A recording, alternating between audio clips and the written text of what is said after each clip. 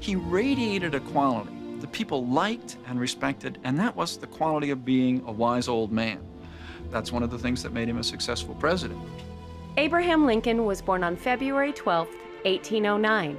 He spent his first years in a log cabin in rural Kentucky.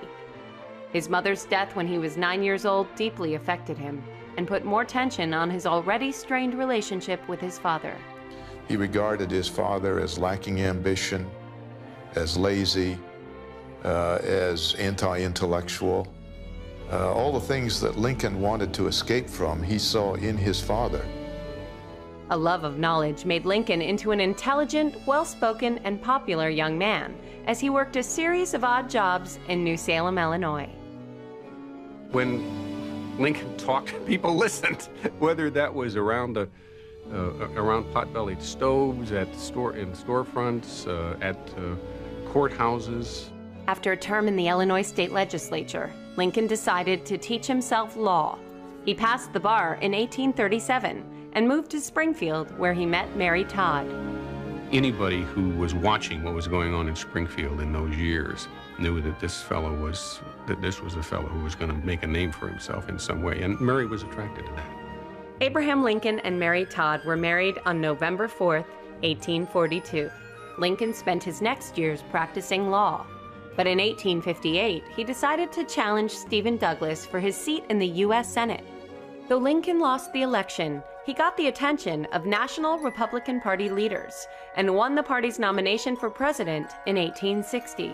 In the national race, he would again face Stephen Douglas. Stephen Douglas is saying that democracy is compatible with slavery. Lincoln has to undo that idea, or he won't be able successfully to challenge slavery. Lincoln won the election, but his views on slavery did not make him a welcome leader in the South. By his inauguration in March 1861, 7 Southern states had seceded from the Union. On April 12, 1861, the Confederacy fired on Fort Sumter and began America's most deadly war.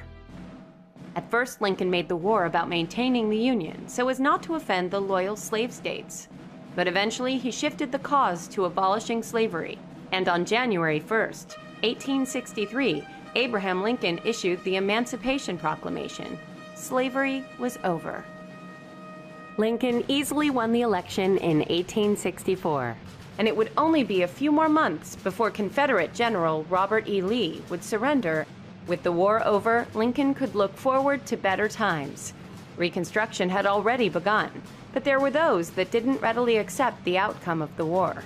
John Wilkes Booth believed that Abraham Lincoln was truly an evil man, and Booth believed that by killing him, he would be doing a service to both his nation and to his race. On April 14, 1865, John Wilkes Booth shot the president at Ford's Theater in Washington, D.C.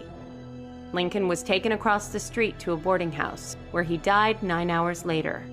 The nation had lost a great leader at a time they needed him most. Reconstruction would have been a totally different picture. There might not have been a need for a civil rights movement in this country. There might not have been a need for Martin Luther King Jr. had Lincoln not been assassinated.